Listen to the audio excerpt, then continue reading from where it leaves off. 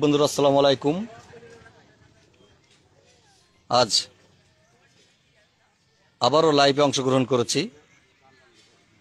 আপনারা জানেন কুষ্ণা মাধ্যমিক বিদ্যালয়ের নিয়োগ বাণিজ্য নিয়ে এই প্রতিষ্ঠানের যিনি সভাপতি, প্রধান শিক্ষক সহ আরেকজন সহকারী শিক্ষক, তারা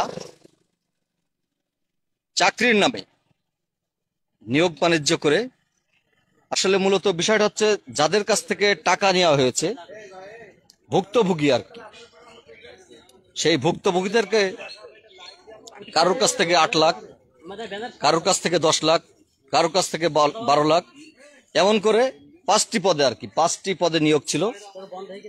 যাদের কাছ থেকে টাকা নিয়েছে তাদের ব্যতীত 5 লাখ, 8 লাখ, 10 লাখ বাদে যারা 15 লাখ, 20 লাখ করে দিয়েছে তাদেরকে চাকরি দিয়েছে বলে এমনটা অভিযোগ। সেই চাকরি পেয়েছেন, সেই নিয়োগ আর কি মূলত নিয়োগ বন্ধের দাবিতে, যে নিয়োগটা ইতিমধ্যে দিয়েছে কুষ্ণা মাধ্যমিক বিদ্যালয়ের নিয়োগ বাণিজ্যের, সেই নিয়োগটা বন্ধের দাবি তার, সেই নিয়োগটা যেন বন্ধ হয়ে যায় সেজন্য। এবং এই সংক্রান্ত বিষয়ে ইতিমধ্যে আদালতে একটা মামলাও আছে। সেই মামলার আদেশের কপিও ভুক্তভোগীদের মাধ্যমে শুনেছি আমরা যে মামলার আদেশের কপি প্রতিষ্ঠানে পৌঁছালেও তারা সেই আদেশের কথাটা পাবলিশ না করেই আর কি উপেক্ষা করেই নিয়োগ দিয়েছে। আচ্ছা, যাই হোক, এ বিষয়ে আমরা সরাসরি একজন ভুক্তভোগী আর কি, মূলত তিনি হচ্ছে সাবেক এই কুষ্ণা ইউনিয়নের সাবেক চেয়ারম্যান আব্দুল হান্নান, যিনি এই প্রতিষ্ঠানের সভাপতির কাছ থেকে 7 লক্ষ টাকা দিয়েছিলেন তার সন্তানের চাকরির জন্য, কিন্তু তার কাছ থেকে টাকা নেওয়ার পরেও চাকরিটা দেওয়া হয়নি। আসলে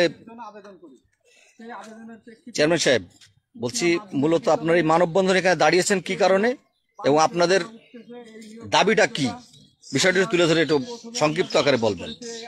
আসসালামু আলাইকুম। আমি মোহাম্মদ আব্দুল হান্নান, সাবেক চেয়ারম্যান, 3 নম্বর কুষ্ণা ইউনিয়ন। কুষ্ণা মাধ্যমিক বিদ্যালয়ে আমার দৈনিক নবচিত্র এবং জাতীয় কিছু পেপারে সার্কুলার দেয় 23 আছে যে 27শে সেপ্টেম্বর 2023, সেইটাই সার্কুলার দিয়ে পেয়ে দরখাস্ত করা হয়। তাদের সাথে লেনদেনের, নিয়োগ বাণিজ্যের লেনদেনের সমঝোতা না হয়, সেই ডেট পরিবর্তন হয়ে তার পরবর্তীতে আবার একটা সার্কুলার দেয় এবং সেই সার্কুলারে লেখা থাকে যারা পুরনো সার্কুলারে দরখাস্ত করেছে তাদের আর করা লাগবে না, নতুন করলে নতুন যারা আগ্রহী তারা করতে পারে। সেই সার্কুলারে নতুন কিছু করেছে। সেই অবস্থায় সভাপতির সাথে হেডমাস্টারের সাথে একাধিকবার বসে তারা টাকার কথা বলে 10 লাখ, আমি 7 লাখ টাকায় তার সাথে কন্ট্যাক্ট করি এবং তারা রাজি হয়। রাজি হয়ে হেডমাস্টার বলে যে সভাপতি নিলে আমার কোনো আপত্তি নেই, আমি কারোর কাছে শত্রু হতে পারছি না, কিন্তু সভাপতিরা আগে না করছিল টাকার কমের কারণে। এখন নেই। আপনার ছেলের কি পদে পদে কত টাকা দাবি করছিল? কত টাকা? 12 লাখ টাকা দাবি। দাবি করছিল কে? টাকাটা দাবি করছিল কে? দাবি করছিল সভাপতি। কি নাম তার? আব্দুর রশিদ। ওনার সাথে কি আর কেউ ছিল ওই সময়? ওনার সাথে এরা এই 2 জন ম্যানেজিং কমিটির সদস্য ছিল, ইসরাফিল হোসেন এবং লিটন হোসেন। ম্যানেজিং কমিটির সভাপতি কারা?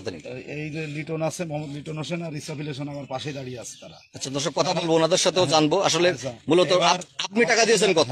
এবার আমার হেডমাস্টারের সাথে বসে যখন কথা হয়, তার ওখানে হেডমাস্টার বলল যে আপনারা যদি নেন তার আমার কোনো আপত্তি নেই, আপনারা আগে অরাজি ছিলেন, এখন রাজি হয়েছে, আমার কোনো আপত্তি নেই, নিতে পারেন।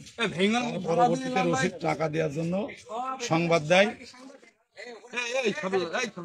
রশিদ টাকা নেওয়ার জন্য সংবাদ দেয়। তারপর আমি তার বারবার বলেছি যে তুমি টাকা নেবা তাহলে তোমার হেডমাস্টারের ডাকো, কাছে হেডমাস্টার আসবে না, সে আমাদের মিটিং করে বলে দিয়েছে আপনি সব টাকা নিয়ে তার কাছে আপনি টাকা নেন, আমি যেতে পারবো না। এ পর্যন্ত কয়জনের কাছে কত টাকা নিয়েছে সে? আমি আমার এই ইয়েটা শেষ করে ক্লিয়ার বলছি। তারপরে ওখানে রশিদ বললে, তারপরে আমি এই স্কুলের সহকারী শিক্ষক সরোয়ার হোসেন, তারও হচ্ছে যে ডাক দিই, শুনি যে হেডমাস্টার কি বলেছে, তার ভাই পলাশেন দেবে হ্যাঁ করেছে যে আমার আপত্তি নেই, মিটিংয়ে আমার ভাইপোরা আমি নেব না, সেই ক্ষেত্রে সভাপতি যান নেবে, আমি তাতে রাজি। তারপরে রশিদের কাছে ম্যানেজিং কমিটির সদস্য 2 জন এবং ইউসুফ ছিল গোলাম কিবরিয়া বিপ্লব সহকারী কৃষি শিক্ষক, সে উপস্থিত ছিল। ওর গুনায়ও তার ভাগ্নে যা চাকরি হয়েছে নস্যপুরহদ্দি, সে থেকে সেও 2 লক্ষ টাকা দিয়েছে আমার সামনে, এদের সামনে। আমিও 2 লক্ষ ওই দিন দিয়েছি টাকা। তারপরে 26 তারিখে এসে বেলা 8টার সময় তার আমি জানতে পারি যে সে আমার টাকা নিয়েও চাকরি দেবে না, কিন্তু সে শপথ করে, কোরআন শপথ করে বলছে যে আমি চাকরি দেবো এদের সামনে। তারপর আমার কাছে তাহলে সরোয়ার মাস্টারের ডাকো, সরোয়ার মাস্টার ডেকে ওই কথা বললাম। বলার পরে সরোয়ার মাস্টার কাছে চেয়ারম্যান সাহেব সমস্যা নেই, বলা সে চাকরি হবে, আপনি রশিদের সাথে কথা বলেন। সরোয়ার মাস্টার চলে আসলে রশিদের মামাতো ভাই কবির হোসেন, সে তার কাছে আমার টাকা দিয়েছিল, তার ফোন দিলাম, লিটন যেয়ে তার নিয়ে এসে টাকা নিয়ে রশিদের সামনে 5 লক্ষ টাকা দিলে, এই মোট 7 লক্ষ টাকার তার ইয়ে হলো। এবং রাত্রে ওই দিন সকাল 10টার সময় টাকা দেওয়ার পরে এবং এর মধ্যে সবুজ যার হাসে যে নিয়োগ দিয়েছে অফিস সহকারী কাম কম্পিউটার, তার টাকার জন্য রশিদ টাকা যখন জ্বালাছে তখন লিটন বারবার আমার বলেছে যে চাচা এইটা মনে হয় হবে না, তুমি তাড়াতাড়ি জাকারিয়ার বলো। জাকারিয়া হচ্ছে সবুজের বুনাই, বড় বুনাই, সে পুলিশে চাকরি করে। সে এসে আমার ফোন দিল, দিয়ে কাছে ভাই টাকা থাকলে বাড়িতে টাকা আছে আর আপনি 1 লাখ টাকা দেন, আমি নিয়ে আইছি তার টাকা দেওয়ার জন্য। তখন রশিদ এসে আমি কাছে আধা ঘন্টা দেরি করো, দেরি করার সময় নেই, যা আস তাই দাও। তখন 2 লক্ষ টাকা সোহেল মাস্টারের বাড়ির মধ্যে যে আমি, লিটন আর সোহেল মাস্টার একসাথে থেকে সবুজের টাকা দেওয়া হয়, আমার টাকা দিয়ে আসার পরে। তারপরে সে রাত্রে প্রশ্ন দেওয়ার কথা আমাদের, সেই প্রশ্ন আমাদের না দিয়ে জাকারিয়া এবং বিপ্লবের বোনা ইউসুফের রাত 12টার সময় প্রশ্ন দেওয়ার কথা বলতে প্রশ্ন পড়বে, মানে যে প্রশ্ন পরীক্ষা হবে আর কি, সেই প্রশ্ন আগে থেকে আপনাদের কাছে দেওয়ার কথা। দেওয়ার কথা যখন দিইনি, দেওয়ার কথা রাত 10টা 11টা 12টা, এর মধ্যে ওই যে আপনারা যে শুনেছেন যে একটা মামলা হয়েছে, একটা মামলা করেছে, সেই মামলার কপি চলে এসেছে। সেটা জানতে পেরে ওরা হাসে যে বসাবসি করে, আমি যে কোনো মাধ্যম দিয়ে শুনলাম গোলাম কিবরিয়া বিপ্লব আর হেডমাস্টার আর রশিদ কোন কায়দায় বসাবসি করে তারা সমাধান করেছে, কিভাবে জানি না, এটা সমাধান করে রশিদের আমি ফোন দিলাম ভোট কি হবে। প্রথমে সে আমার ফোন দিছিল আমি যখন জ্বালা করেছিলাম, তখন সে বললে হ্যাঁ বোর্ড হবে, আমরা তো কারণ নিষেধ করিনি। আমি খালি প্রশ্ন করছে তুমি থাকো, আমি ডেকে নেবো। কিন্তু সে আমার না ডেকে ওই 2 জনার প্রশ্নপত্র বান্দাল বাজারে এসে রাত 12:30টার সময় দিয়ে যায়, 12:30টার সময় দিয়ে যায়। এবং ওখানে ওই জাকারিয়ার কাছ থেকে সে 1 লক্ষ টাকা নেয়, নিয়ে প্রশ্ন দিয়ে। এবার আমি যখন রশিদের ফোন দিই, রশিদ আর আমার ফোন ধরে না ধরে আমি জাকারিয়ার ফোন দিই, কয়ে আমি আসলাম, সে টাকার জন্য ডাকিল।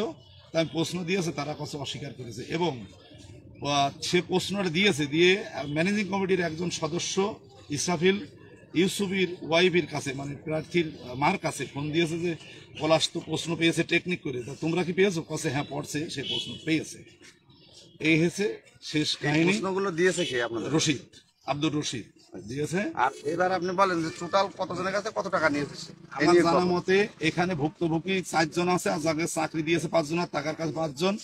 আর এর মধ্যে আনাগুনা শুনেছি 9 জায়গায় একটা মহিলার কাছ থেকে 10 লাখ টাকা নিয়েছে, সেই টাকাটা ফেরত দিয়েছে। এইটা আচ্ছা, মোট মিলিয়ে কতজন হবে আর কি? মোট টোটাল 10 জনের কাছ থেকে কত টাকা হতে পারে আনুমানিক? আছে সাংবাদিক আপনার ওই যে কামাল হাওলাদার আমার যখন ফোন দিয়েছে, আমি বলছি ভাই ওদের কাছ থেকে টাকা নিয়ে কসে, তাদের কাছে আমি শুনেছি, তাদের টাকাটা আজকে ব্যাক দিয়ে দিয়েছে বোর্ডের পরের দিন।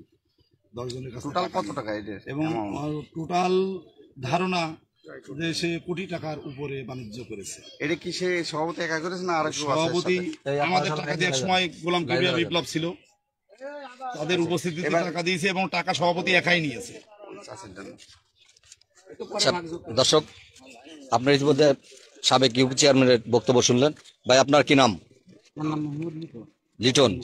আপনি স্কুলের কি পদে আছেন বা কি করেন? মানে অভিভাবক সদস্য। এই যে কিছুক্ষণ আগে যে চেয়ারম্যান সাহেব বলল যে তার সন্তানের চাকরির জন্য সভাপতি টাকা নিয়েছে, ওই টাকা দেওয়ার সময় নাকি আপনি ছিলেন উপস্থিত, এটা কি মানে সঠিক? জি, আমি উপস্থিত। কত টাকা দিয়েছে তিনি? প্রথমে 2 লাখ, তার পরবর্তীতে 5 লাখ। 5 লাখ টাকা। এই 7 লাখ টাকা দেওয়ার সময় আপনি ছিলেন? এই দুটো টাকা দেওয়ার সময় আমি ছিলাম। এই টাকাটা নিয়েছে কে? টাকা নিয়েছে সভাপতি আব্দুল রশিদ। আব্দুর রশিদ। কি বলে নিয়েছে, কি জন্য নিয়েছে? পলাশের চাকরি দেওয়ার উপলক্ষে। আর কারো টাকা নিয়ে ব্যাপারে ছিলেন না ওই সময়? আর আর কারোর টাকা নেওয়ার ইয়েতে ছিলাম না, কিন্তু সবুজের বিষয়টা আমি অল্প কিছু জানতাম। এই টাকা কি আপনাদের কারো দিয়েছে? না না, আমাদের কেউই টাকা দেয়নি। হ্যাঁ? এই কোনো টাকা কোনো সদস্য কোনো পান নাই? সদস্যকে কোনো টাকা পয়সা দেওয়ার কোনো কথা মানে মূলত যে টাকাটা অর্থ বাণিজ্য করেছে আর কি, নিয়োগ বাণিজ্যের জন্য যে অর্থটা নিয়েছে সে সম্পূর্ণ একা নিয়েছে, আপনাদের কাউকে কোনো টাকা পয়সা দেয়নি। আপনারা জিজ্ঞেস করেন না যে আমাদের বা দেবে বলেছে? দেবে বলে কি আমাকে ধোকা দিয়ে আর কি আমাদের পাশে রেখেছে, বুঝেছে? আচ্ছা, আপনার মতে কত টাকা লেনদেন হয়েছে? আমার জানা মতে টোটালে কোটি টাকার উপরে লেনদেন হয়েছে। আমার নাম মোহাম্মদ মিটু। আচ্ছা, কি নাম আপনার? আমি মোহাম্মদ ইসরাফিল। ইসরাফিল হোসেন, কি করেন?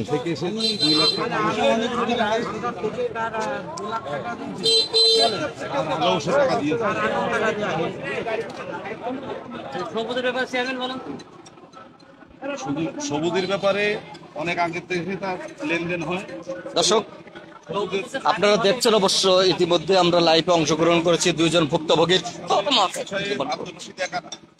ভুক্তভোগীর বক্তব্য আপনাকে শুনলাম এবং আরো শুনবো একে একে। অনেক কিছুই জানতে পারবেন আজকের আমাদের লাইভের মাধ্যমে। যাই হোক, দেখতে পাচ্ছেন পিছনেই কিন্তু আসলে এই যে আমরা যে জায়গাটায় মানববন্ধনে দাঁড়িয়েছে আর কি, তার পিছনেই হচ্ছে সেই উষ্ণা মাধ্যমিক বিদ্যালয়। এই বিদ্যালয়ের মূলত যে সভাপতি প্রধান শিক্ষক এবং সহকারী একজন শিক্ষক সহ যে নিয়োগ বাণিজ্য করেছে, তার প্রতিবাদে মূলত যে ভুক্তভোগীরা চাকরি পায়নি তারা কিন্তু আজকের এই মানববন্ধনে অংশগ্রহণ করেছেন। দেখতে পাচ্ছেন এখানে শত শত নারী পুরুষ আজকের এই মানববন্ধনে অংশগ্রহণ করেছেন। আচ্ছা চাচি, আপনি এখানে কি জন্য দাঁড়িয়েছেন? আমার পুতা থেকে 7 লাখ টাকা দিয়ে আপনার পুতা ছেলের নাম কি? শিয়াব শিহাব। আপনার পুতা ছেলের কি চাকরি দেওয়ার কথা বলছিল? আর কত কে মোটরসাইকেল ছিল বেচেছে, জমি বন্ধক দিয়েছে, আর শ্বশুর বাড়ি থেকে কত ভিক্ষা শিক্ষা করে বাবা 7,000 টাকা দিয়েছে। কত টাকা নিয়েছে? 7 লাখ 7 লাখ টাকা। এখন আপনি এখানে দাঁড়িয়েছেন, আপনি কি চাচ্ছেন? আপনার দাবিটা কি? আমার দাবি হয় আমার পুতা থেকে চাকরি দেবে, আর না আমার টাকা আমার ফেরত দেবে। হয় চাকরি না হয় টাকা। আচ্ছা, এই টাকাটা নিয়েছে কে? নিয়েছে ওই রশিদ। হ্যাঁ, আমরা কত আমার পুতা ছেলে ভিক্ষা করার মতন করে এনে দিয়ে বাবা কিছু নেই, ওই চাকরি করে। দর্শক, অলরেডি দেখতে পাচ্ছেন একজন ভুক্তভোগীর দাদি আর কি, শিহাবের দাদি। তার অভিযোগ এমনটা যে গরু, জমি, মোটরসাইকেল বিক্রি করে অনেক কষ্ট অর্জিত 7 লক্ষ টাকা সে সঞ্চয় করেছিল, সেই টাকাটা কিন্তু দিয়েছে এই চাকরি পাবার আশায়। কিন্তু তাদের দাবি এখন এসে চাকরিটা আর কি, তাদের দাবি আর কি, হয় চাকরি নয়তোবা টাকাটা তাদেরকে ব্যাক দিতে হবে। আসলে কি বলার, যে জিনিসটা কারণে আজকে আমরা এখানে এসেছি,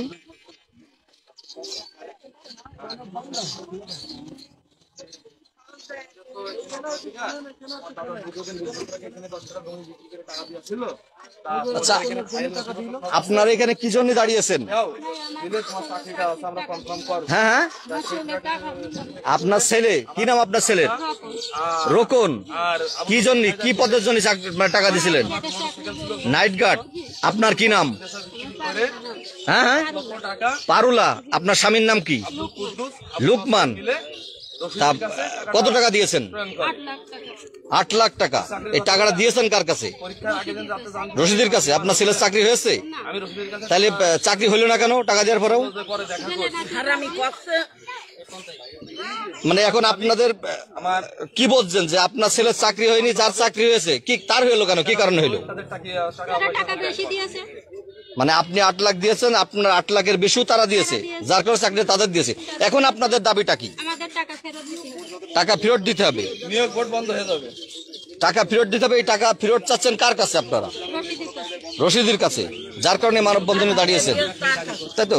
দর্শক, আরেকজন ভুক্তভোগীর মা আর কি বলছিলেন যে 8 লক্ষ টাকা দিয়েছে নৈশ প্রহরীর চাকরির বাবদ, কিন্তু এখন তাদের একটা দাবি, হয় চাকরি, অন্যথায় যে নিয়োগ আর কি দেওয়া হয়েছে সেই নিয়োগ বাতিল করতে হবে, অন্যথায় তাদেরকে নিয়োগ বাতিল করে টাকা ফেরত দিতে। আমরা সরাসরি চলে যাচ্ছি আরেকজন ভুক্তভোগীর কাছে। শুনবেন তার বক্তব্য। কি নাম আপনার? আমার নাম শিবলি নোমান শিহাব। শিবলি নোমান শিয়া, কি করেন আপনি? আমি পড়াশোনা করতাম আগে, এখন মাঠে চাষবাস ছিল। বাসা কোথায় আপনার? বাসা কুশনা বাজারের পরে। আব্বুর নাম কি? আব্বুর নাম শরীফুল ইসলাম। আচ্ছা, আপনি কি পদে চাকরির জন্য এখানে দিয়েছিলেন? পদে অ্যাপ্লাই করছিলাম, কারণ এইটা আমাদের দাবি। কেন দাবি? নৈশ পরিপদে অ্যাপ্লাই করছিলেন, আপনি কি পরীক্ষা দিয়েছিলেন? জি, পরীক্ষা দিয়েছিলাম। পরীক্ষা কিরম হয়েছে? পরীক্ষা অনেক খুব সুন্দর হয়েছে। মানে আপনাদের সাথে কথা ছিল কি যে পরীক্ষার রেজাল্ট যে পরীক্ষা ভালো দিবে চাকরি তার হবে না টাকার বিনিময়ে হবে? টাকার বিনিময়ে হবে। তার কারণে আপনি কত টাকা দিয়েছিলেন? আমি 7 লক্ষ টাকা দিয়েছিলাম। কার কাছে দিয়েছিলেন টাকা? আব্দুল রশিদকে, আমার চাচা আব্দুল কুদ্দুস, আবু নসর হায়দারের হাত দিয়ে। আচ্ছা, এই টাকাটা মূলত আপনি যে মানে দিছিলেন তার সাথে কথা ছিল কি চাকরি দিবে আপনাকে? চাকরি দিবে, যে আমাদের একটা ওখানে অগ্রাধিকার আছে, কারণ 20 বছর আগে 10 কাঠা জমি বিক্রি করে আমার দাদার ওখানে ফাইল আছে, সে স্টক করে মারা গেছে।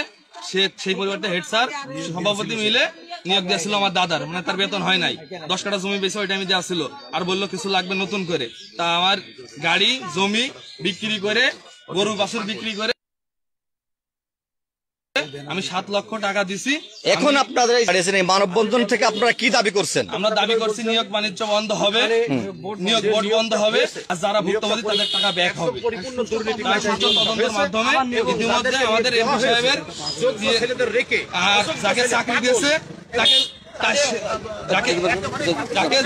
তাদেরকে এই স্কুলে নিয়োগ দেওয়া হয়েছে। তো আমরা ভবিষ্যৎ যাকে চাকরি দিয়েছে সে কোনো যোগ্য না, সে হেঁটে যেতে পারে না, সে হচ্ছে বুদ্ধি প্রতিবন্ধী, সে কথা বলতে পারে না, সে হচ্ছে একটা শিক্ষকবন্ধ করতে পারে না।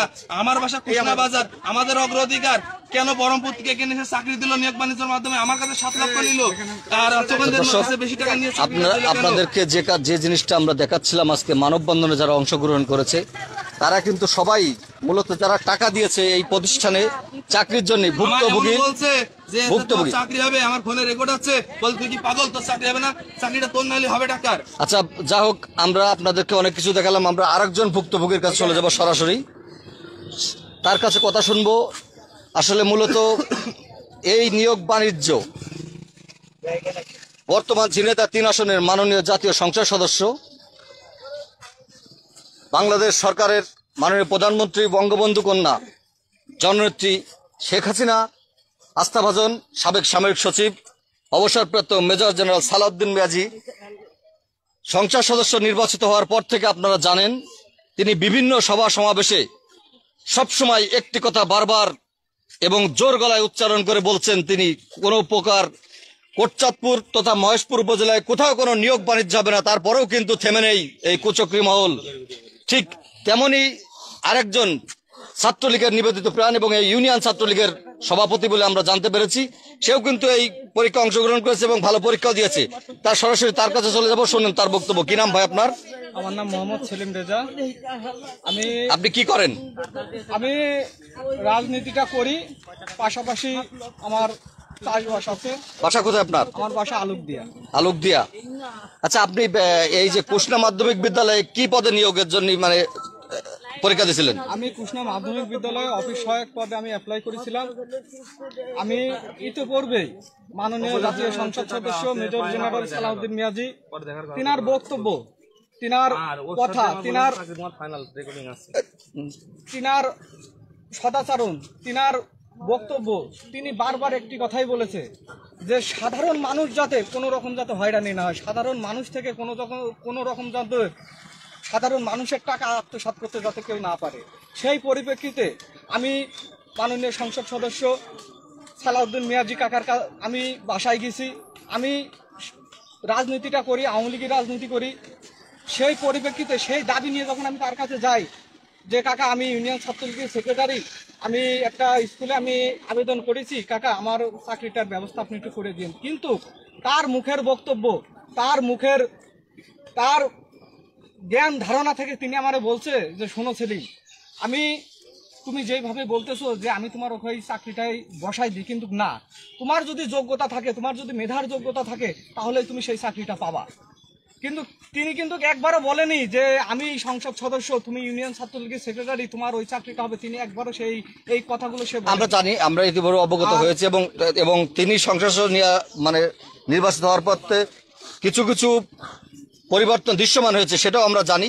এখন মূলত আপনার কাছে আমরা যে জিনিসটা জানতে চাচ্ছি, ঘটনা হচ্ছে আপনি যে পরীক্ষা দিছিলেন, পরীক্ষা কেমন দিছিলেন? আমি পরীক্ষা, আমার রিটেন 20 মার্কের অ্যান্সার পরীক্ষা আসছিল, আমি 17টা প্রশ্ন আমার কমন পাচ্ছিল।